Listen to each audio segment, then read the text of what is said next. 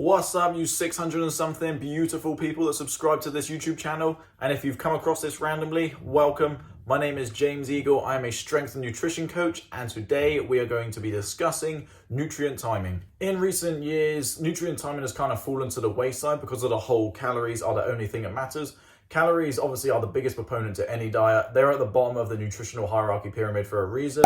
If you check it out here, they are the base, they are the most important thing. However, nutrient timing can have a significant impact on your goals. So this is why I'm going to try and break it down now for you.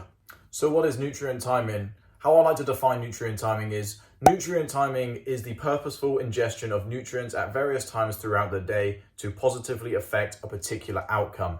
So how I like to break this down is into 7 components. These aren't necessarily in order, these just have to be taken into account when designing an optimal meal plan. Okay, so component 1 is going to be the number of meals eaten throughout the day.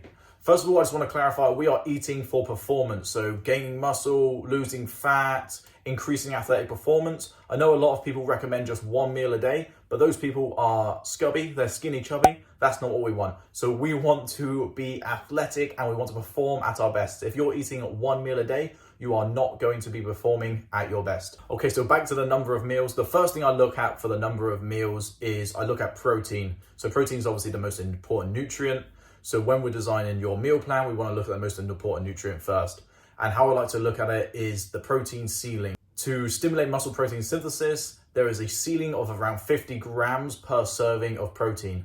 So for example, if we have an 80 kilogram man and he's eating 2 grams of protein per kilogram of body weight, like he should be, like a good little boy, that's 160 grams of protein per day. And if he was to break this up into just 2 meals, so if you look here, he breaks this up into 2 meals, he exceeds that protein stimulating threshold. So there's a protein ceiling of around 50 grams. So if he's eating 2 meals of 80 grams, 30 grams from each meal is kind of going to waste. It's obviously going to get utilized in the body because protein is so important, but it's not going to be maximizing muscle protein synthesis. Whereas if he took that same 160 grams and broke it up into 4 meals, so for example, look here, he stays under that protein ceiling and he stimulates protein synthesis 4 times in a day and he maximizes all of the protein. So that's the first thing I look at when deciding the number of meals to have per day. Component 2 is going to be the spacing of the meals. So we'll stick to the first example. So now we've got 4 meals, how we're going to space those 4 meals throughout the day. So spacing really comes down to the digestion time of the meal. So you don't want to be eating too close to bed because it could affect your sleep. You don't want to be eating something very high fat, very high fiber, too close to your training because it could still be digesting when you're training and you need the blood in the periphery of your body instead of digesting the food. So this is going to be the second component, is going to be the spacing of the meals. Component number 3 is going to be the size of the meal. And this is going to be dependent on the amount of calories allotted for the day. So for example, for this man, if he has 2,000 calories for the day, are we going to spread them out evenly throughout his 4 meals? So is he going to do 500, 500, 500, 500? Does he want a few more after he trains? Is he training in the morning? So maybe he can't take on quite as many. It's very dependent, but the calorie size of the meal is really what I mean by meal size. So the amount of calories per meal.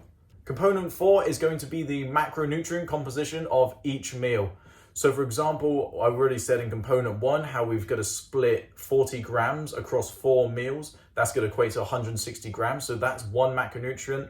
Next would be, The next would be to look at maybe the carbohydrate content of each meal. Does he want a few more carbs around his training? So then he's got the glycogen to fuel his training. Do we want to keep fats away from his training a little bit more because that can slow down digestion?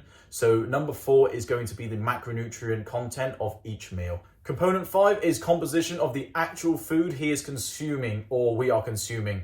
So for example, with our man, if he's going to the gym first thing in the morning, if he doesn't have enough time to eat and digest food, then he is going to want to have some liquid form of food so then that is easily digested. So we don't want to be going to the gym with a full stomach because it's going to take blood away from the periphery where we need it for working out. So number 5 is the composition of the actual food.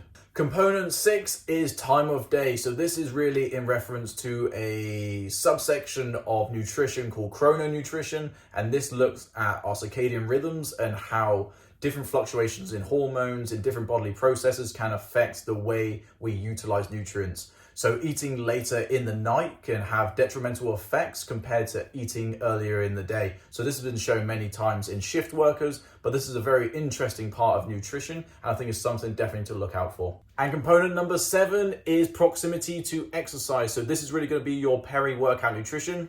Peri-workout nutrition is nutrition before, during, and after your workout. So this is going to be very important if you're competing in multiple events in one day. You're going to want to perform at your best. Also, if you're in a very high calorie deficit, you're not eating very much, you're going to want to try and stick a bit more of your food around your workout and during your workout to allow you to perform in the workout. So the peri-workout nutrition is really for the day of your training or of the event to allow you to perform at your best. Okay, so they are the 7 components to nutrient timing. Obviously, each one will interact with the other, but they are the 7 things you want to look at when building the optimal meal plan. One caveat to this whole video is if you haven't earned your place on this nutritional pyramid, then you do not want to worry about nutrient timing.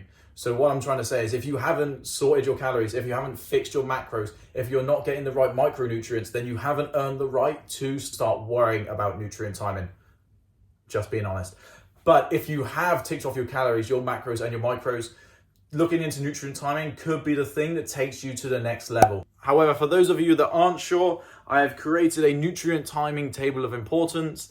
Hopefully you can see where you land on this table and see if nutrient timing will have a difference. Hopefully this video has been of some help to you. If it has, please give it a like, and I shall see you in 2 weeks.